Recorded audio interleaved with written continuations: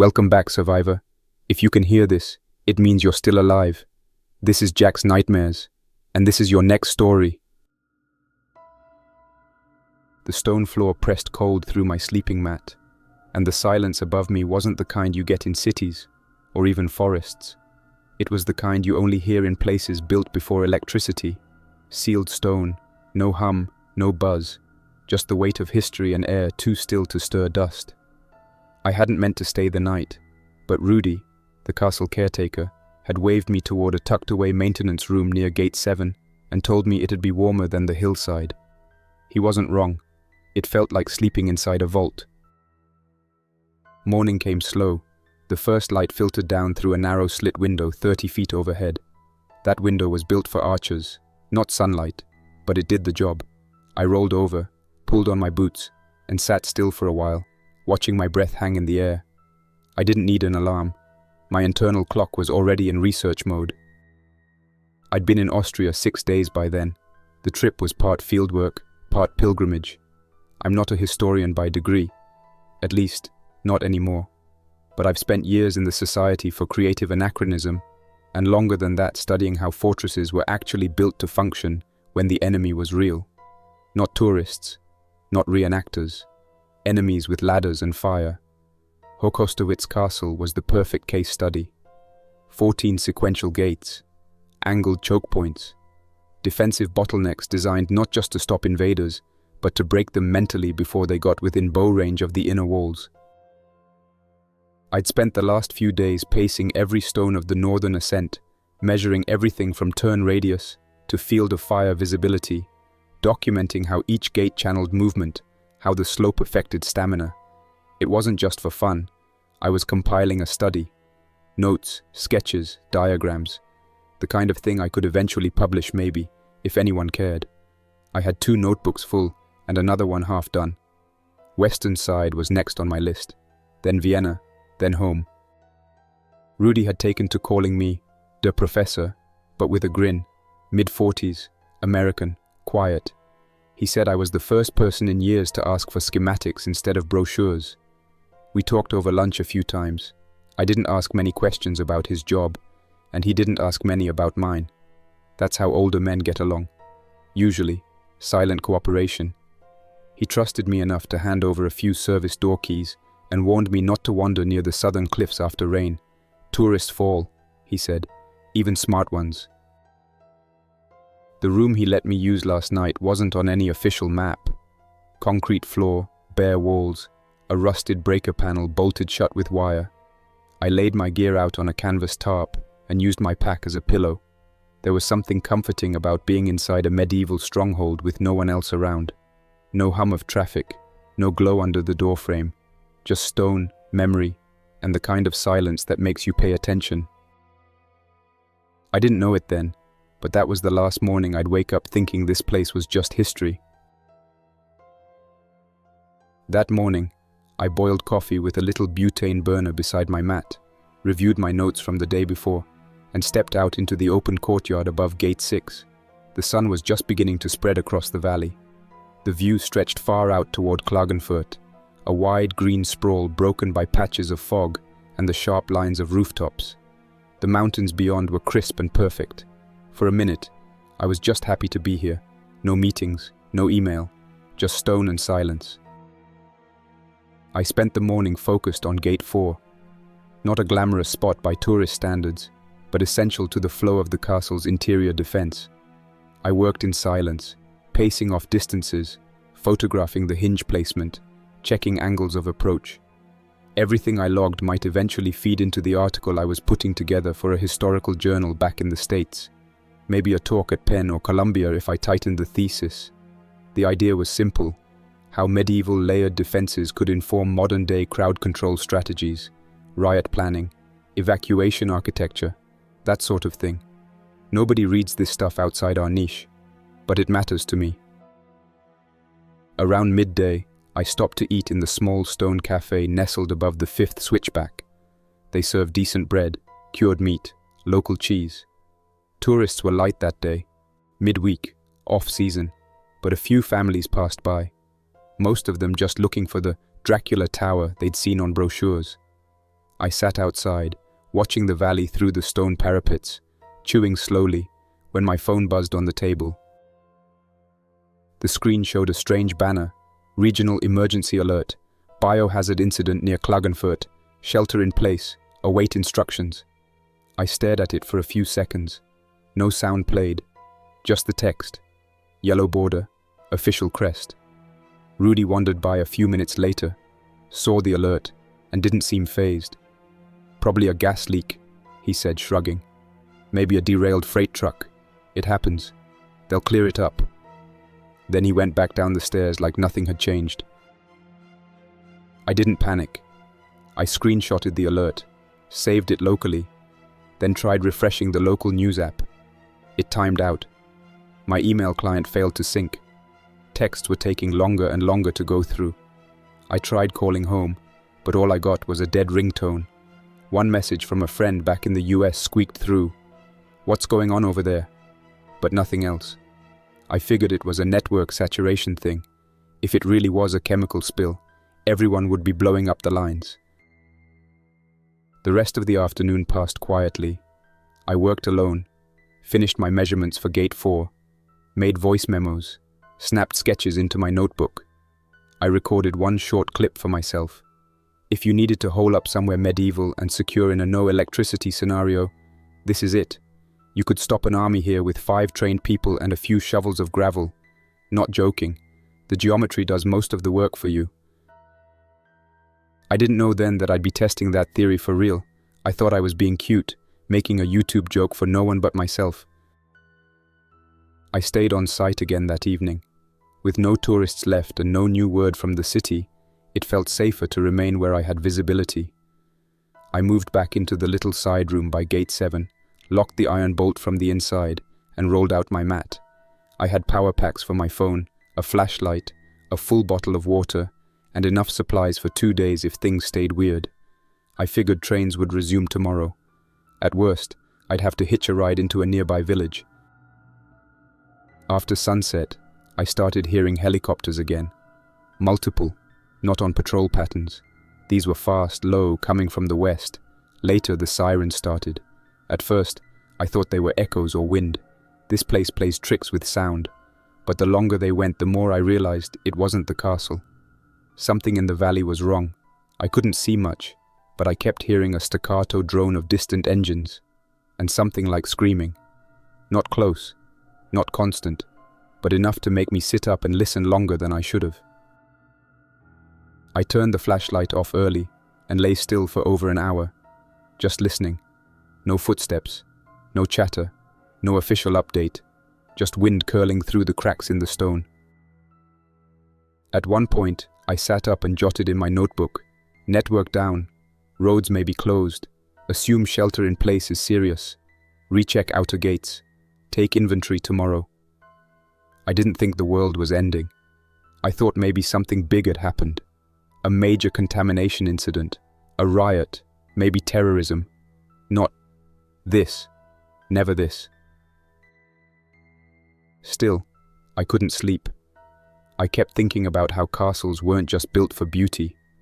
They were built to last through sieges, to survive long waits, to outthink a force 10 times larger than yours. I remembered that joke I'd made earlier about proof of concept. It didn't feel like a joke anymore. Eventually, I curled back into the mat and stared up at the arched ceiling above me. The stone was rough-cut and old. Centuries of hands had worked and reworked this place, waiting for threats that never came. Or maybe they did, and we just forgot. I thought about the gates again, the way the path curls and narrows, how visibility tightens at each level. I thought about the fact that I was already above the 7th gate, with supplies, a lockable door, and one hell of a view of everything below me. If this had been an ordinary trip, I would have packed up and headed down by mid-morning. There was a train to Vienna I'd planned to catch the next day. But that morning, something was wrong. The air didn't feel off, nothing dramatic like smoke or sirens. But there was a stillness on the hillside, like the mountain was holding its breath. I stayed in the courtyard above Gate 6 longer than usual, sipping what little coffee I had left, watching the valley with a tighter stare than before. By 8, I could see motion near the visitor lot. At first, just a few cars rolling in or out. Then the odd honk. Not the hello kind tourists used, but long ones. Sharp, urgent. Then a stall, and some kind of shouting. Too far to hear properly, then quiet again. My phone was no help. Signal was down to 1 bar, no data, no refresh. I tried calling my airline, then the embassy in Vienna. Nothing went through. SMS worked for a time. I sent a short message to my girlfriend. Still at the castle, things weird, staying put until I know more. But it hung on sending for nearly 5 minutes before disappearing into the void. I had no idea if it arrived. An hour later, the national emergency tone played again. This time with audio. A harsh buzz, then a flat, official voice repeating the order in both German and English. Shelter in place, road closures active, civil protection forces overwhelmed. Do not travel. Do not approach hospitals or police stations unless instructed. I stood there in the courtyard while it played, watching a museum staff member hustle a group of nervous-looking tourists down the steep switchback road toward the lower gates. 2 guards were with them, unarmed, just carrying radios and trying to look calm, but their faces told a different story. The kind of blank focus you see in people trying not to show fear in front of strangers. The kind of walk you do when you're told not to run, even when you want to. A few minutes later, Rudy passed by. He was moving quick, keys jangling from his belt. He paused just long enough to say that they were closing up the visitor center, sealing the outer turnstile, and locking the main access road gates. If the roads reopen tomorrow, I'll come back, he said. If not, just stay above gate 7. You've got the high ground. Then, as casually as if handing off lunch, he tossed me a small ring of spare utility keys. Just in case, he said, and disappeared down the path. I watched him go, the ring heavy in my hand. 5 keys, 3 labeled, 2 not. It was a strange kind of trust. Or maybe just a final shrug from a man who didn't want to die in a tourist trap. Either way, I suddenly realized I wasn't a guest anymore. I was an occupant. I walked back toward my sleeping space but stopped near the old office past gate 8. The door was always closed, but not locked. I tested the keys. One of them fit. Inside was a small maintenance space, likely used by staff during events. There was a desk, 2 chairs, a mop sink, a wall-mounted first aid kit, a stack of bottled water under the table, and, most useful of all, a metal locker with a battery-powered lantern and some spare fuel canisters. No radio, no map, no firearms. This wasn't that kind of place, but it was solid, dry, and secure. I moved my gear in slowly, 1 trip at a time, kept my routines quiet. Even though I hadn't seen anything dangerous yet, there was a pressure building under my skin. The internet wasn't coming back. The news had stopped updating. Something was breaking down out there. I needed to be able to think without noise. I locked the door behind me and took inventory. 3 full liters of bottled water, 5 days' worth of snacks if rationed carefully, bread, dried sausage, a few apples, 2 packets of trail mix, and a half-dozen energy bars. I still had my burner, 1 full gas cartridge, and a spare. First aid kit was intact. Gauze, iodine, gloves, aspirin, triangle bandage. Enough to stop a cut, not a gunshot. The outer gate now had a visible chain and padlock from inside. I tested it. Solid. The castle itself was quiet, almost too quiet. No foot traffic, no more tourists, no voices echoing off the stone. The silence was making me jumpy. Every sound became too loud. The creak of old hinges, the flutter of pigeons nesting near the towers, the occasional clang of a chain swaying in the wind. I spent the next few hours checking the gates above and below me. Gate 8 still swung freely, no bolt. Gate 9 had an iron beam slot built into the interior arch. I dragged an old crate over and positioned a makeshift barricade, just enough to stall someone from rushing through. I figured if things really got bad, I'd retreat further up. Gate 10 had better visibility and a tighter kill zone.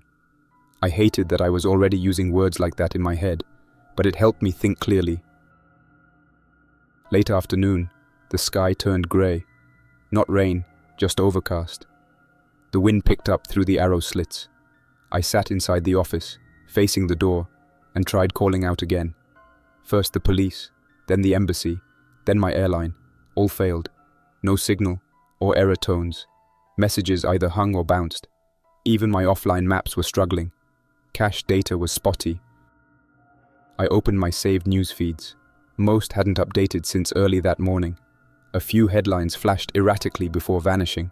Something about neurological symptoms, violent behavior, bite-related injuries. Then the feeds died completely. I ran a low-quality version of a local news video. The buffer struggled, but I caught a fragment, a paramedic speaking to camera with a cracked voice. "We don't know what this is. It's not rabies. It's faster than that. It gets in the brain in minutes. We're losing control." Then static. Then nothing. I closed the app and sat still for a while. There was no confirmation, no military statement, just scraps. And still, no one came back to the castle.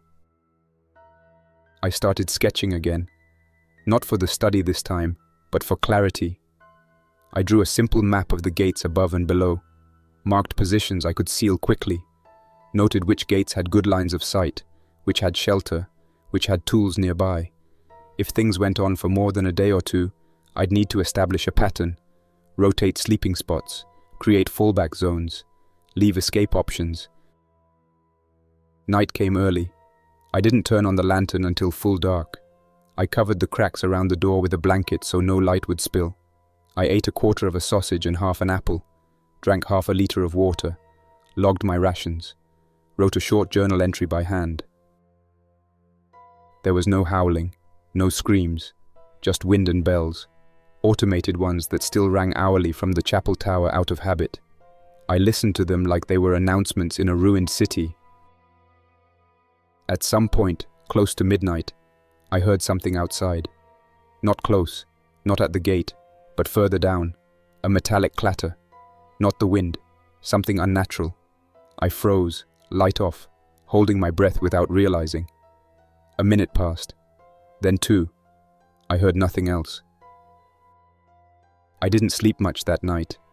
I just kept thinking about those news fragments. Bite transmission, aggression, overwhelmed hospitals, fast neurological onset, words that didn't line up with normal outbreaks, words that made you think about movies you pretended you never believed in. I wasn't scared yet, not in the way that makes people freeze or run, but something in my body had already accepted that I wasn't going home tomorrow. I was inside a fortress, above 14 gates, alone, and if that clatter was what I thought it might be, if the cities were truly falling, then maybe being up here wasn't the worst place in the world to be. At sunrise, I went up to the battlement above Gate 6. The air was dry and the sky clear, but smoke was already rising across the valley. Not the wide curtain of a forest fire. This was different. Pockets, pillars, sharp vertical columns in shades of brown and black. You learn to read smoke when you've seen enough reenactments and drills. This wasn't wood burning. This was something bigger. Tires, plastic, fuel. Far in the distance, I caught glimpses of movement. Not steady foot traffic or families hiking. These were fast, sporadic, clusters of people running along the service road that connects the visitor parking lot to the main path. I pulled out the binoculars I'd packed for castle detail work and scanned. That's when I saw the first real infected. I didn't understand what I was seeing at first. My brain tried to assign normal terms. Wounded man, drunk, maybe a stroke. But it didn't add up. The way his body jerked with each step, not like running, but like the weight of his limbs was confused about where to go. He stumbled forward at a diagonal, almost falling, then corrected violently and sprinted in a straight line towards someone I hadn't even noticed behind a parked car. The speed was unnatural. It was like a bad looped clip in a game animation, off by just enough to break the realism. I dropped the binoculars and backed away from the edge, swallowing dry and sharp. My stomach twisted and I hunched over the stone parapet. Bile hit the back of my throat before I could stop it. I didn't throw up, but it was close. My hands were shaking, and I forced them flat on the stone. "Healthy reaction," I said out loud. "Keep it. If you're not sick seeing that, you're not human." I reminded myself that this feeling, the churn in the gut, the sweat in your spine, it's not a weakness. It's a boundary, one I didn't plan to cross unless I had to. But I was no longer observing. I was now part of the scenario. I made the call to lock down properly. I couldn't keep pretending I'd be evacuated by the weekend. If help came, fine.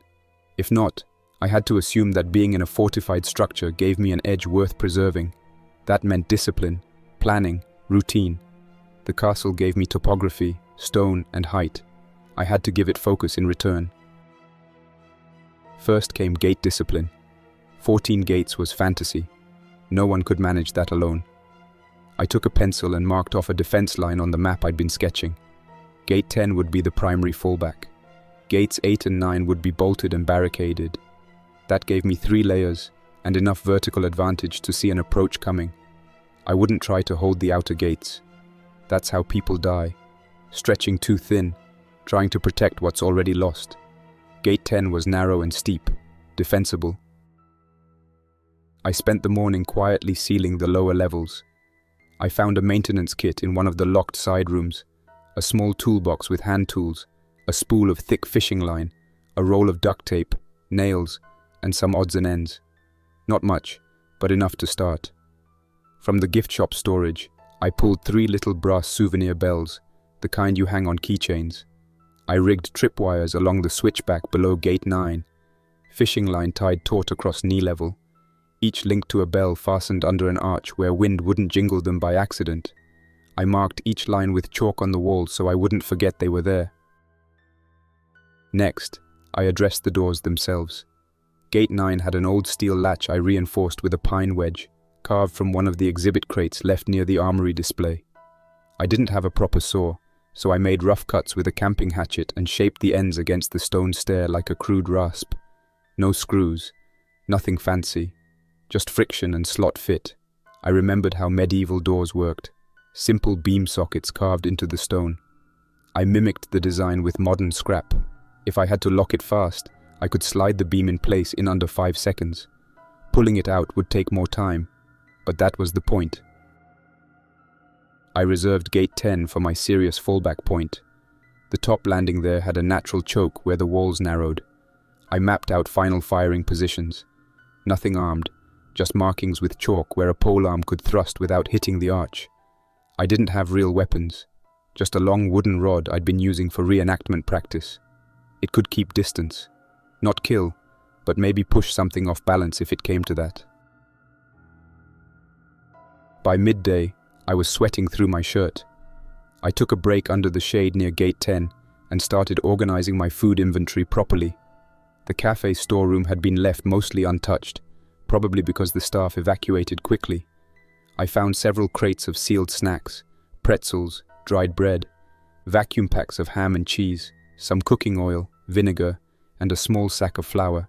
At the back of the pantry, I found a small burlap sack of potatoes stored cool and dry, starchy insurance if fuel held out. More bottled water too, at least 20 liters, enough to last weeks if I was careful. I relocated all perishables to the coldest chamber I could find, one of the old stone storage rooms deep in the keep where sun never reached. I tested it with my bare hand and breath. It held chill well. I marked the inside of the door with the date and a rotation schedule. The vinegar I stored separately, high up, just in case it spilled. I had no idea how long I'd be here, but organizing gave me control, and control was survival. Water was the next concern. Bottles wouldn't last forever. I needed a backup. I rigged a crude rain catch system using a tarp from the museum supplies and plastic tubs from the cleaning closet. The stair roof near Gate 11 had a good angle, so I gutted it with zip ties and duct tape, directing runoff into a basin below. I didn't know when the next rain would come, but when it did, I'd be ready. Boiling would still be necessary, but I had a portable burner and 2 spare butane cartridges from the cafe's catering drawer. That night, I drew up a ration chart. 1,500 calories a day maximum. No waste. no emotion. I weighed each item, calculated shelf life, and staggered consumption to keep energy levels stable without spikes. It felt mechanical, maybe cold, but the logic kept me from spiraling. Every decision had to serve the plan. I didn't hear the bells that night. The automated chimes from the chapel stopped. Maybe someone finally shut the system down. Maybe the power failed. The silence felt different, thicker. I sat near the slit window above Gate 10 and looked down the valley. The smoke was worse now. 5 or 6 distinct pillars, spaced like a broken picket fence. Wind carried the scent up the hillside. Not just burning. There was something else in it. Acrid, wet, a note of something unnatural. I pulled my scarf up over my nose and watched the road. More movement. This time, not a crowd. One figure. Alone. Moving slowly along the main access trail. Stumbling, pausing, then jerking forward again. It passed under a broken lamppost and tilted sideways, crashing into the guardrail before straightening and walking again. That same off-center movement I'd seen earlier, like a puppet missing strings. I didn't need binoculars to see that something was very wrong. It wasn't a survivor. It was something else. It stopped once, then turned as if it heard something I couldn't. It sprinted full force up the gravel for no reason I could see, then vanished behind a boulder. I didn't wait to find out where it went. I pulled back from the slit and returned to my barricade, checked the beam at Gate 10, reset the wedges, double-checked the bell wires. I didn't sleep that night. Not really. I leaned back against the cold stone with the burner off and the lights dimmed, staring at the door and listening for the bells, listening for anything. The weight of silence eventually collapses into a kind of noise. You hear the scratch of wind and mistake it for footsteps. You imagine breathing in the hallway. You count the seconds between bell chimes, even when you haven't rigged one to sound. Eventually your brain gets tired enough to lose the edge, but it never fully lets go. I must have nodded off sometime after 3. When I opened my eyes, grey light was creeping in through the slit windows. Nothing had moved. The bells were silent. No triggers. No footsteps. Just the wind, colder than before. I made coffee from boiled rainwater, not for the taste, which was sour and thin, but because routine mattered. I ate half a piece of dry bread and some cheese, logged my rations, and started the daily sweep of the lower defenses. Gate 9 held firm, wedges unmoved, tripwires tight, nothing on the stone. But by mid-morning, something changed. From the upper courtyard wall, I saw them. 4 figures making their way up the switchback below Gate 7. They weren't moving like a group. No conversation, no coordination. Just independent stumbling bodies pulled forward by some mindless instinct. One of them collapsed, rolled off the edge of the path, lay still for 5 seconds, then twitched and started crawling back toward the road. That's when I knew they weren't just stragglers or evacuees. I ducked behind the parapet and watched them carefully. They did not climb well. The steep incline of the stone path forced them to lurch and scrape. One of them used his hands like a toddler, slapping and dragging, fingers splayed and bleeding. I marked the spot with chalk where they struggled the most, just below the 3rd switchback. That would become important. Their gait was slow until something broke the air, a metallic clatter from the old sign near the closed ticket office. Just a gust of wind knocking it loose. But the sound changed everything. All 4 of them froze, tilted their heads, then sprinted toward the noise in perfect, terrifying synchronicity. The movement was fast but uncoordinated, joints overextending, torsos twisting too late to balance the speed, like they were puppets with severed strings being yanked forward by muscle memory alone. I stayed low, watched, took mental notes. These things weren't hunters. They were listeners. They followed sound, not sight, not smell. When there was no noise, they slowed. When a sound pierced the silence, they swarmed. I marked that down too. Back inside, I took stock of my makeshift weapons. I still refused to touch anything from the museum exhibits. That wasn't just principle, it was self-preservation. The museum pieces were sharp, but many were ornamental or brittle. If I broke one in a real fight, I'd have nothing. So I built my own. I took the old bill hook from the maintenance shed, designed for cutting brush, and duct taped it onto the shaft of a long wooden shovel I'd found in the cleaning closet. The balance was off, but I wrapped the grip with paracord and foam until it felt stable in my hands. Then I file-honed the hook edge using a sharpening puck from my camp kit. It wouldn't cut like steel, but it would tear, and that was enough. I capped the point with a bit of rubber hose so I wouldn't stab myself moving through tight spaces. That came off only when needed. For backup, I kept a crowbar under my belt and a 2-pound drilling hammer tucked in my side pouch. Tools, not weapons. But they were real and heavy. I didn't like the feel of them, didn't like what it meant, but there was no fantasy left in this. If I waited until I was outnumbered, I'd be forced to use them without preparation. I'd rather be ready. Next came prepping the actual kill zone. I didn't want to kill anyone. I didn't want to kill anything. That's not who I am. But if those things made it past the gate, past the lines, I had to choose between stopping them or letting the fortress fall. I swept the landing just outside Gate 10, then dumped a bag of fine pea gravel over the last 5 stone steps, slippery enough to throw off balance, but manageable in proper boots. Then, I poured a small line of soap and water down the edge of the path, just enough to coat the stone without creating foam. A person could navigate it with care. Something charging blindly wouldn't stand a chance. I walked the route 3 times to memorize the grip spots, marked them with chalk crosses where my feet should land if I had to retreat quickly. I rehearsed every movement in silence. Raise the hook, step wide, brace with back foot, swing to redirect, not to crush. I didn't want skull contact. Too much mess. Too much emotional weight. They came at dusk. 1 at first, then 2 more behind. They didn't attack together. They drifted. Their heads twitched and pivoted with random spasms, as if the brain was still trying to process what ears were hearing and failing to understand it. They made no sound. That's what struck me most. No growling, no breath, just the scrape of flesh on stone and the subtle slap of misused feet. I crouched behind the door of Gate 10, gripping the shaft of the billhook so tight my palms ached. The lead-infected reached the slick part of the stair. Its footing gave way almost instantly. It went down hard, sliding forward on its side. The momentum carried it all the way to the base of the doorframe, where it spasmed once, then began pulling itself upright again.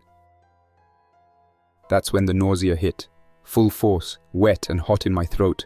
I staggered back behind the wall, dropped to a crouch, and vomited into the gravel.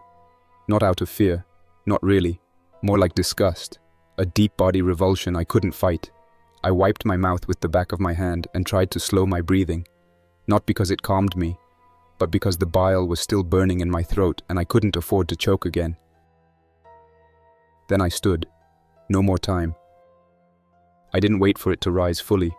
I jabbed the billhook low, hooking under its left foot and dragging backward. It fell again, flailing. I used the motion to pivot and push. Not strike. Just push. The blunt end of the pole met its shoulder, and I shoved with all the force I could muster. The body tumbled backward, bounced off the stone edge, and slid a dozen feet down the incline. Another was behind it now, closer, twitching hands and torn nails. I couldn't bring myself to aim for the head. Not yet. Instead, I swept low again, pulled at the knees. The balance broke, and I drove my shoulder into the gate frame as leverage. A shove, a fall, another tumble down the path. It wasn't elegant, it wasn't heroic, but it worked. The last one came faster. I tried the same tactic, but the angle was off. It clawed at the billhook and nearly pulled me off balance. I twisted, yanked backward, and slammed the shaft against its chest. Not a blow to kill, but to redirect. It slipped, slammed its skull into the edge of the stair with a crack that rang through the corridor like a dropped brick. It twitched once, then lay still. I didn't touch it again. I backed away, breathing hard, the pole still raised. The world was quiet except for the soft hiss of wind and the slow dribble of blood down the stone. I dropped the weapon against the wall and leaned there for several minutes, not thinking, not reacting, just standing. My hands shook, and I let them. Better to let the nerves burn out than try to suppress them. When I moved again, I fetched the long pruning hook I'd found earlier and used it to drag the bodies down the path, one at a time. I avoided looking at faces. It made everything worse. They weren't blank. They weren't empty. There was tension in them, something frozen mid-expression, like the person had been trying to scream when the change took them. I brought the corpses to a shaded outer terrace near a garden alcove. Somewhere the wind carried the smell away from my sleeping quarters. I laid each one down carefully, covered the heads with torn tarps, and placed rocks at the corners to keep the cloth in place. No prayers, no ritual, but I did pause, just for a moment, just long enough to feel the silence, to acknowledge it. Then I returned to the castle, changed gloves, washed my hands twice with vinegar, then twice again with soap. I changed shirts, scrubbed my arms, disinfected the hook with boiling water and let it dry in the sun. I didn't know what might transmit this thing. I didn't know if it was bloodborne, airborne, skin contact. So I treated it like it was all of them. Later that night, I made another voice log, calm, detailed. I described what I saw, their movements, the behavior, the speed, the response to sound. I noted their inability to navigate uneven terrain. I recorded that the nausea I felt was not a weakness, but protection. It stopped me from turning violence into routine. I wanted to remember that. When I stopped recording, I didn't say anything for a while. I just sat against the wall of Gate 10, looking at the poles I had sharpened, the hook I'd cleaned again and again, and the simple chalk lines on the ground. My arms ached from tension, not action, and still, there was more to do. That morning, I started building more permanent defenses. If I was going to hold this castle, I couldn't rely on improvisation forever. I needed systems, repeatable, simple, effective ones. I needed to think like a medieval engineer, not a panicked man in the hills. I began with the idea of a murder hole, not to kill, just to repel. There was an inner archway above Gate 10, framed with a flat beam across the top. The stone there couldn't be altered without proper tools, but I found 2 wood panels from shipping crates in the gift shop basement that could be hinged into a drop slot. I attached them above the lintel using tied leather strips and the last working brass hinge I could scavenge. It wasn't elegant, but it opened and shut like a flap. From there, I could pour water or dry sand safely from a bucket overhead onto whatever came through the gate without exposing myself. I'd considered boiling oil, but the fuel cost was too high. Same with hot water. The risk of burns if it splashed back was real. Hot sand, though, there was potential. It held heat, required little fuel, and didn't produce as much steam. I tested it that afternoon, heated a small pot of sand over the butane burner, then poured it through the drop slot onto a test patch of raw meat I'd left on the ground. It hissed and seared instantly, crude but effective. I wore gloves and eye protection. The sand spits when it hits damp surfaces, and it didn't feel like murder. That mattered. Next came the portcullis problem. There wasn't a real one at Gate 10, just the memory of it in the architecture. So I built something similar. I scavenged 3 slats from an old pallet, sanded them smooth with brick fragments, and ran them vertically between a pair of U-channel guides I built from bent exhibit rails. I lined the insides with felt cut from the bottom of rolled carpets to reduce noise. It worked. A rope looped around a wall cleat let me lift and drop the whole panel. When released, it fell fast and blocked the lower third of the gate, knee height, just enough to trip anything charging through, and from above, I could thrust the hook or spear down at anything trapped behind it. For open ground deterrence, I started laying caltrops. Nothing fancy, just nails bent through bottle cap bases, twisted and fixed in place with pliers. I set them in scattered clusters across the approach before sunset, marked the spots with white stones, and swept them up each morning. No chance I'd forget and step on one myself. That kind of mistake didn't get second chances. Noise was another problem. Every metal clink, every echo of a dropped tool, carried through the stone like it was calling something to me. So I padded everything. I tied strips of cloth around loose drawer handles. taped the spoons together so they wouldn't rattle, pulled the hinges tighter on the inner doors, and stuck felt pads under the beam sockets so the locking bars wouldn't clang when dropped. I moved like I was in a museum during a power outage. Quiet, deliberate, never too fast. That afternoon, I walked down toward the lower courtyard to check the car park, staying off the main path. There were still no signs of life, but I found 2 vehicles, civil service vans, both abandoned near the lower wall. I popped the hoods. One battery was flat, the other held charge. I hauled both back up the hill using a furniture dolly I'd reinforced with rope and wood braces.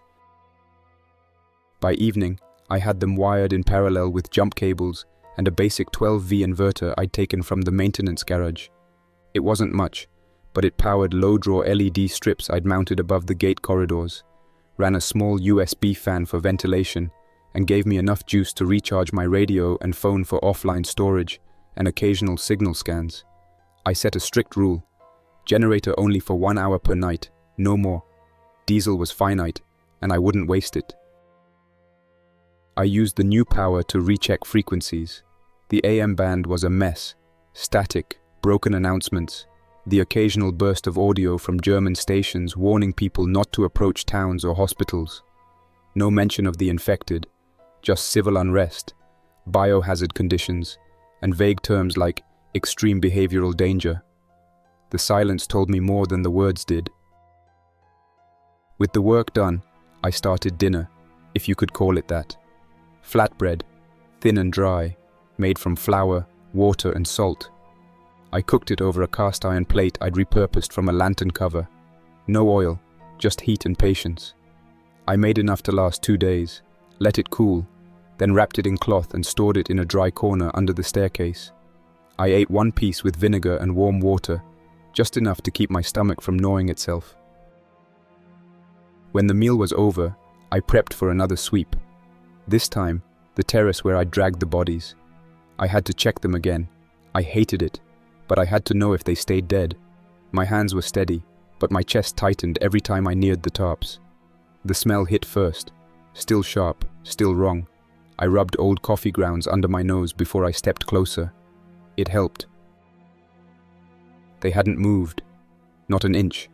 I checked for insects, flies, larvae, nothing abnormal, no new blood.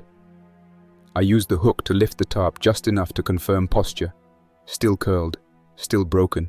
The head of the one I'd pushed down the stairs had caved in from the impact. I lowered the cover, weighted it again, and stepped away. I doubled my hand washing when I got back. Night settled in early, overcast skies, no moon. I didn't light anything outside the inner gate. I sat behind the portcullis panel, one hand on the rope lever, the other on the hook. I didn't feel fear so much as vigilance, the kind that drains your muscles without moving. You just sit, listen, track time by breathing, and shift your eyes to shadows that never move. Around midnight, I heard the distant ring of one of the bell wires. Not loud, just a delicate chime from far down the hill. I didn't react outwardly. I didn't grab for anything or make sudden moves. I just marked the sound and waited. After 10 minutes, there was nothing. No follow-up, no footsteps. Wind maybe, or an animal, but I wrote it down anyway. I've started marking each day's entries with a number now.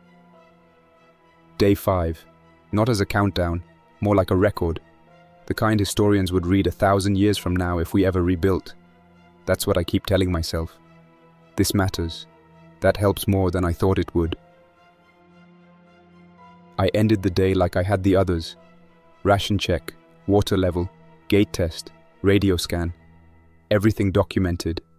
Not because I enjoy it, but because the moment I stop keeping track is the moment I start to forget I'm still trying to live. Tomorrow I'll start reinforcing the north stairwell. There's an alternate access route through a visitor path that I haven't sealed yet. It's narrow, and the drop is steep. I might be able to collapse part of it with some leverage and a little luck. I'll need to be careful. One wrong move and I could strand myself above supplies I can't reach. I'm not sure if anyone else is left in the valley. No movement, no headlights, no voices, just smoke. But I still turn on the radio once every hour. I still call out sometimes, quietly, just in case someone's listening on the other end. The day began without incident. No bells triggered. No new footprints in the gravel. I made flatbread again, stretching the last bit of flour into 4 thin sheets, rationed for 2 days. I stored them in oiled cloth, kept the burner off to conserve fuel, and made do with cold water and vinegar. It was routine now, habit, keep moving, keep watching. By early afternoon, the wind shifted. Clouds moved in from the north and broke the sunlight. I was on the wall above Gate 9, inspecting the wire tension along the slope when I spotted the first figure running up the path. Not lurching, not broken, just running, hard and desperate. Behind her came 2 more, teenagers by the look of it. One of them carried a backpack, too large for his frame. They were moving fast, and not alone. 6 shapes followed in the distance. Infected, full sprint, their limbs snapping out of rhythm like wind-tossed mannequins. The sound came next, the scrape of shoes on stone, the uneven rhythm of the chase, the panting of someone not ready to die today. They reached Gate 8 just as I reached the pull rope. I didn't think.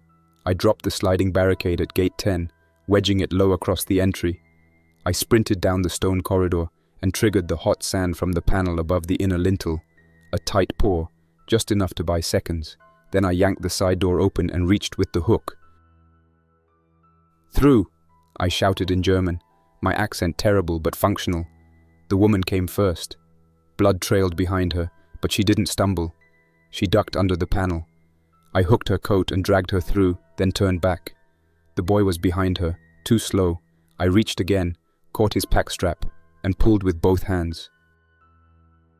The third, a girl, came last, barely dodging the grasp of an infected that had skidded on the gravel and slammed into the barricade. I jammed the hook between them, forced the head back with a shove, and she slipped through under the panel before it could swing again. I raised the beam, dropped the full gate, locked it. No second thoughts. The infected slammed against the other side and scraped at the wood, but the weight held. I turned around to face the 3 of them, breathing hard, soaked in cold sweat. The closeness, just feet away from people, panting, bleeding, wild-eyed, was almost too much. I had to grip the wall to stay upright. I hadn't been this close to anyone since the castle emptied. Not this close, not like this. "Stay still," I said, switching back to English. The woman nodded. She understood. The boy dropped his pack and leaned against the wall, gasping. The girl sat on the floor with her arms around her knees and didn't speak. The woman's leg was bleeding, deep. I saw the soaked bandage around her calf, but the blood hadn't soaked through her sock entirely yet. That was good. "What bit you?" I asked. Her answer came slow. "Barbed wire," she said in English, thick accented but clear. "Fence below, not them." I believed her, mostly. Still, I didn't take chances. I led them up to the outer maintenance room I'd cleared days before. I made them stop at the water basin near the outer gate and scrub their hands and faces with vinegar water. It stung their cuts. That was the point. Their outer clothes came off and stayed outside. I gave them old museum hoodies and backup camp pants to wear instead. Every surface they touched was wiped down.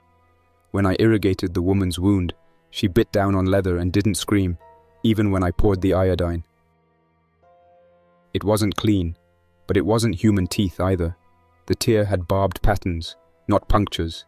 I bandaged it tightly, reinforced with splinting tape. She looked me in the eye when I asked about symptoms. Fever, confusion, tremors. "None," she said, and I believed her. Still, I kept her in observation. I locked the door with them inside and checked every 30 minutes. I told them it wasn't punishment. It was protocol. They didn't argue. I told them the rules. No loud noise, no open lights after dark. Everyone washed. Everyone carried tools, not weapons. No one moved without logging where they were going. The girl, still silent, nodded. The boy just listened. The woman asked my name. I didn't answer. I didn't want the familiarity. Not yet. That evening, the rain came. It started slow, then grew into a steady sheet against the outer walls. I ran to the catchment and secured every container I had.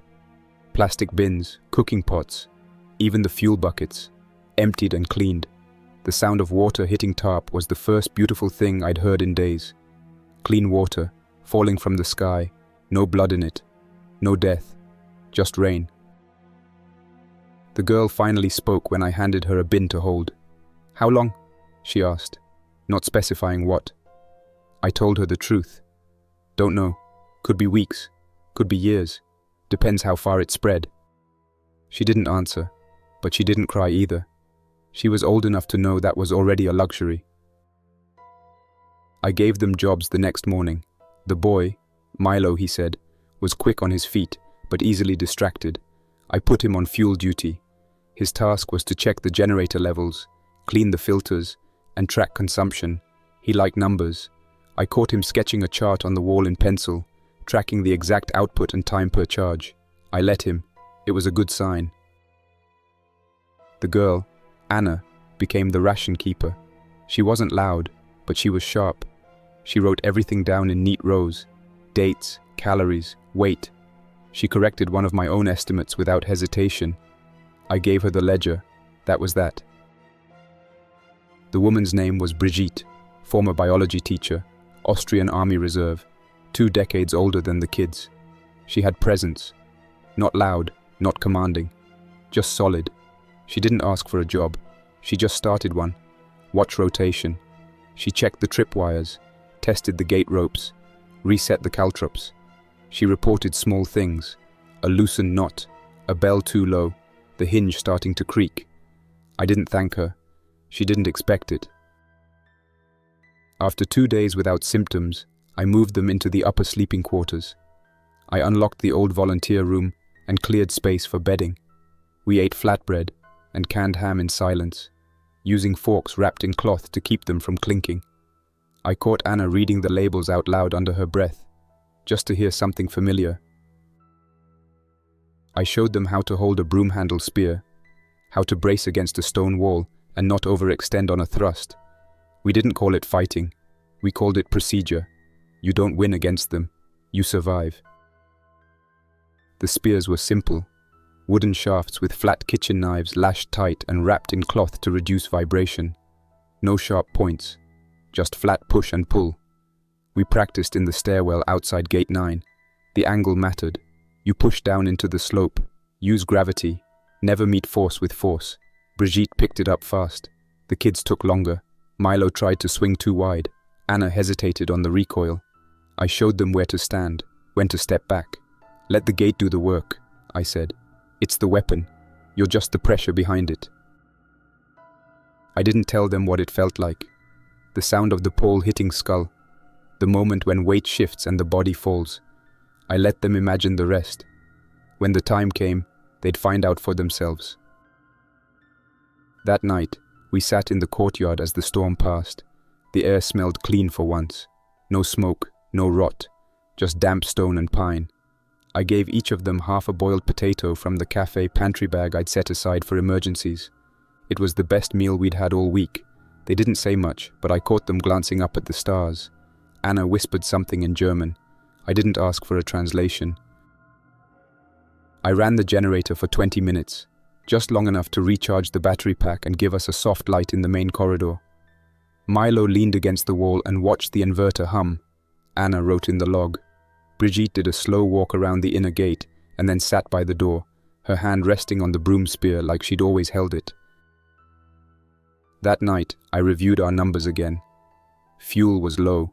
We had 1 full jerry can of diesel left and maybe 3 hours worth in the maintenance generator tank. Butane was half gone. The food situation was no better. We were down to 6 days of careful rations, and that only worked if nobody got sick or spilled anything. The rainwater was holding, but just barely. The sky had cleared, and stayed that way for 2 days now. If the wind shifted wrong, we'd be drinking grit again. I waited until everyone was asleep, then sat alone near the map. I had drawn every path I knew. Stairs, rooms, hidden closets, outer paths. And I kept coming back to the parking lot and the lower ticket office. If anything was going to keep us going for another week, it was there. The problem was getting down without drawing the wrong kind of attention, and getting back without bringing anything with us we didn't plan on. At dawn, we moved. The plan was tight. No voices, no metal, every surface quieted. We wrapped our boots with strips of cloth for padding, and used cut-up felt from the museum display to make soft soles. Nothing sharp, nothing that clicked. We left behind the polearms and carried only short tools: hook, pry bar, wrench. Not to fight, just to break open locks or pry doors if needed. Anna carried a soft coil of rope. Milo had a stripped-down backpack. No zippers, no jangling straps. Brigitte carried the radio, turned to low band and set to receive only. We stuck to the inner walls on the way down. The wind was strong, pulling up the hillside, carrying our scent and sound away from the valley. It was perfect for movement. The air carried too much dust to smell anything clearly. Even the infected would struggle to follow a trail through this kind of blow. The parking lot was still. 2 cars had been left open, doors swung wide. One was a civil van, the other a family hatchback with a cracked windshield. Nothing moved around them.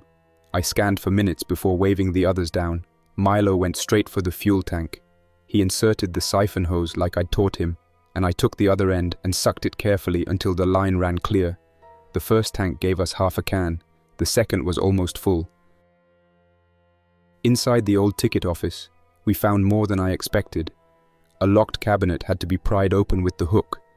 Inside, a crate of bottled water, 4 sealed boxes of crackers, 3 cans of soup, a bag of powdered milk, and, of all things, 2 brand new fire extinguishers still in their shipping foam. I checked the charge needles. Both were good. A maintenance closet nearby gave us a jerry can, duct tape, a spool of 8mm climbing rope, and an unopened box of AA batteries. Behind the desk, buried under flyers for castle tours and old postcards, we found a pair of cheap PMR radios, still sealed in plastic. I turned one on. It beeped to life. No signal, but power held. I nodded and handed it to Brigitte. I left money on the counter, a full €50 note and some coins. Habit, I guess. The kids didn't understand, but Brigitte watched and didn't comment. We both knew it didn't mean anything anymore, but I still wanted to do it. The wind eased on the way back up, and the path answered with loud, unforgiving crunches. We froze at the 3rd switchback. Something moved at the turnstile below. One man, limping from the opposite trail, blue jacket flapping. He stopped outside gate 8 and looked up, face creased from cold and nights without sleep. Not the slack look of the walking dead. Not yet. His right hand was wrapped in a thick, filthy bandage he held away from his body like it belonged to someone else. He saw us, lifted his chin, and asked for water without raising his voice. Pleading, but controlled. I walked him through the bars the way you talk someone away from a cliff. Asked where the wound came from. He hesitated long enough to answer the question I actually asked. It was fast, he said, eyes slipping off mine. Could have been anything. The wrap gave it away. Layered cloth, pressure set to hide punctures, wrist stiff. I passed a bottle of water and a packet of crackers through the gate with a folded map. East Ridge, higher ground, abandoned cabins that might still hold something. Follow the ridge line, not the road, I said. You'll see red paint on 2 spruces. He nodded, drank, pocketed the food, and left without bargaining. Anna watched me the whole time. Milo muttered that we could have done more. Brigitte stayed with the gate and said nothing. I didn't repeat the rule out loud. We all knew it. No one with a human bite comes inside. We spent the rest of daylight on the inner defenses. Above gate 10 I hung a swing beam, oak salvaged from a broken exhibit platform, on a rope release. One pull and the weight would drop into 2 recessed brackets and dead stop the passage if the knee-high panel failed. Anna timed the drops with me. The first 2 fell clean, the third stuck. We filed the gouges, padded the rope with cloth to stop snagging, and ran it again until it behaved the same way every time. She drew a cleaner version on the wall, better angles, less friction, and I didn't stop her. Short probes came after midnight. 4 infected reached the tripwire and rang the bell near Gate 9. We held our breath, held our places, and let gravity do the work. They lost footing on the slick steps, slid, and staggered away into the trees. Not a siege. Not yet. But morning arrived with a rhythm under the wind. Uneven footfalls, scratches, palms slapping stone. I climbed the western parapet and saw the swell.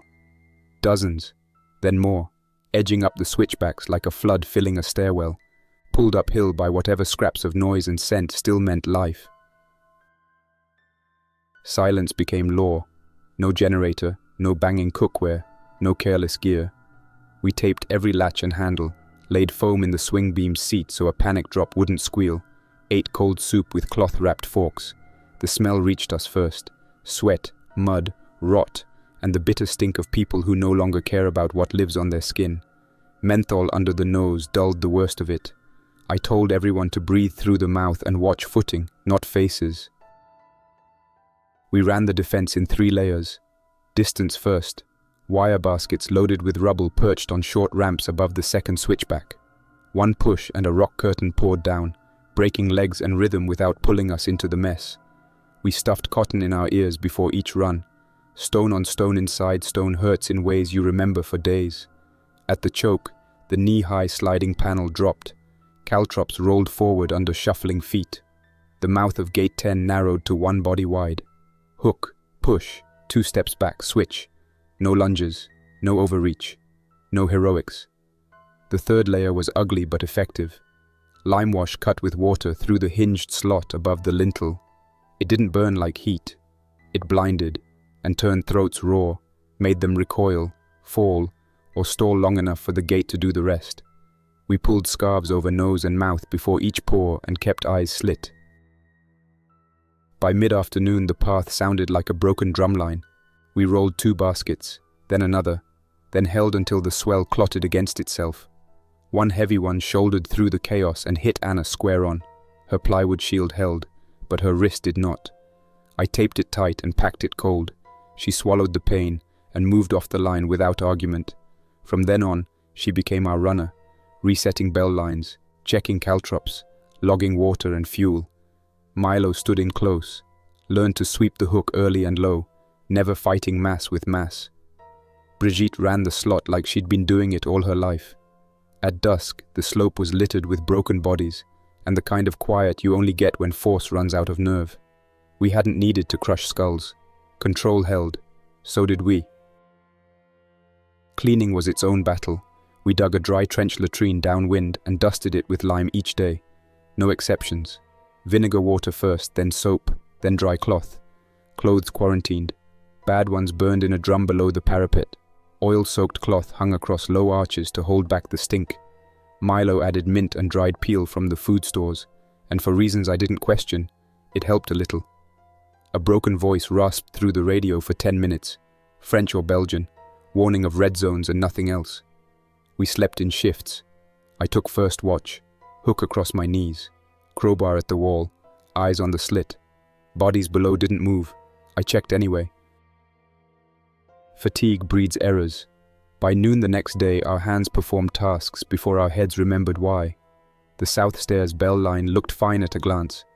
A knot had loosened and the bell had swung into stone, silent. We walked past it. Later, sound came from the wrong direction. A low groan that didn't bounce the way outside does. We missed it. My shout snapped the room tight. Brigitte lifted her spear. Milo froze. Anna dropped the ledger and reached for the radio. The first infected rounded Gate 9 bend and brought 5 more with it. Too close for the hook, too late for the panel. We had planned for this kind of worst. I grabbed the extinguisher and the bar. Brigitte and I pulled up cloth masks in the same motion. The blast of powder filled the corridor, stole the smell, blinded everything that wanted the scent of us. I swung low, not to crush, to topple. Knees and shins don't argue with a steel bar. Bodies folded sideways into dust. I pinned one with my boot and levered it down until the fight went out of the limbs. Brigitte slid past me and ended the next 2 cleanly and without noise. She turned away from the kids so they wouldn't see her wipe her face. Milo shoved with the shield. driving bodies back into the haze and toward the stairs. Anna stayed off the line. Her sprained wrist didn't need heroics, and we didn't need mistakes. The last one went over the inner edge with a crash that ran down the hill and didn't come back, and we worked in silence after. Corpses to the outer terrace, tarps over faces, rocks on corners. Then we fixed what failed. Gate 9 got redundancy, wedges set in opposite bight, a crossbar seated into fresh sockets, and a rope snare on the latch so it couldn't lift without 2 independent actions. I chalked a door checklist where nobody could miss it. Bell line set, wedges in, beam armed, panel up, caltrops retrieved, and made each of us read it aloud before leaving any threshold. It felt childish. We did it anyway. Nerves settle when ritual takes over. Rations dipped below what you give to hikers on a bad day. We stretched everything, crackers thinned into broth, ham boiled until only the thought of it remained, flatbread baked so lean it snapped. My portion stayed smallest by math, not virtue. I put a second foraging run on paper with arrows and backups, and would only pull it if the valley loosened. If not, we'd wait and try not to lose weight too fast. That night the slit window kept pulling my eyes. The checklist glowed in lantern smear like a warning centuries older than my chalk. Somewhere between that and the ache in my hands, a rotor beat rolled in from the west and skimmed the hillside. The helicopter's spotlight washed the forest edge and moved on like it didn't want to find work. The radio found a voice around a 700 kHz band. Civil defense scripted and drained. Regional quarantine, remain indoors. Aid after containment. The chopper didn't circle back. No lines, no flares, no directions. A pass and a check mark. Morning counted fewer infected on the lower terraces. Maybe 25, maybe a few more. And the wind carried the rattle of our clatter rigs down the wrong switchback all night. It was the thinnest the hillside had felt in days. That's the kind of thin you use. We spread the map on the chapel altar and weighted the corners with tools. There was a maintenance fire road across the blind side, a narrow slope trail I'd walked in the first week, and a farmhouse ruin with a dry cistern, a good cellar, and an attic hatch that barred from the inside. 3 or 4 kilometers, mostly contouring. No power lines, no villages, fewer sounds to wake the valley. We'd leave at dark. Not full moon dark, just clean bright moonlight and clear air. Diversions first. I hauled scrap wire, cans, and a wind vane up the bell tower and rigged 3 noisemakers pointed at the south switchback, where the infected tended to puddle. A gust would spin them and chatter metal, enough to pull the curious downhill while we slipped away on the far side. I seeded caltrops on stairs we wouldn't use and made a note to sweep them if we failed and returned. For the drop itself, we didn't trust the old tour line alone. We doubled 2 ropes, backed them with the 8mm coil from the ticket office, tied redundant anchors to the bell tower's stone rib, and bounce tested with body weight until I believed it. Harnesses were seat knots and webbing, ugly but load-bearing. We practiced inside on a low beam until Milo ran clean. Before we left, I gathered the notes I'd never intended anyone to read. Castle diagrams, breach logs, ration math, checklists, the day-by-day that turned into survival doctrine, and sealed them with a second copy of the map in a waterproof bag under the chapel statue, wrapped in linen. I left a 1-line instruction on the cover. If you find this, the castle still works. If you work like it demands. Dusk scraped the color off the hill. The wind vane clatter in the south stair woke soft groans in the wrong direction. We didn't hurry. Hurry makes noise. I went first over the southern drop. Crowbar looped through my belt, hook strapped to my back. The doubled ropes bit into the gloves and lowered me clean to the rock shelf. No movement in the pines, only wind-moving needles. I blinked the lamp. Once, pause, twice. Anna came next, then Brigitte, then Milo, quiet and shaking, but steady. We hauled the ropes up and ghosted the ridge single file, hugging rock and shadow. Below, a straggle of undead paced the road with their chins tilted at noise the wind threw down the wrong way. A burned cabin reeked enough to turn the stomach. We wrapped cloth across faces and kept going. The farmhouse ruin held together better than I remembered.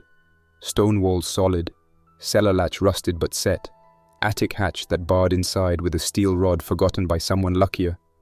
The cistern was dry but intact, gutters salvageable, enough to rig a tarp catchment if rain bothered to visit. We barred the hatch and listened, just breeze and wood creak and the quiet of people pretending to sleep. Anna curled into her bag and was gone in seconds. Milo fell asleep, boots on. Brigitte stared at the boards until thought left her eyes. I turned on the old recorder I'd been carrying since the first day because saying it out loud made it true. If someone hears this, we're out. 4 of us made it off Hochostowitz after 10 days. The place held because we treated it like a machine, not a memory. Gates, gravity, silence, checklists. I'm not brave. I stayed sick enough to be careful and methodical enough to be boring. That's what kept us breathing. I paused and listened to the wind moving dust through rafters. Medieval defenses aren't a costume. They're instructions. If you follow them, you trade heroics for time. If you can live with that, you can live. I clicked the recorder off and set it by the hatch in case I needed to speak into it again. That's all for now. Thanks for listening. Don't forget to like and subscribe to keep the stories alive. For now, stay quiet, stay vigilant, and stay alive. Jack's Nightmares, signing off. Until next time, survivor.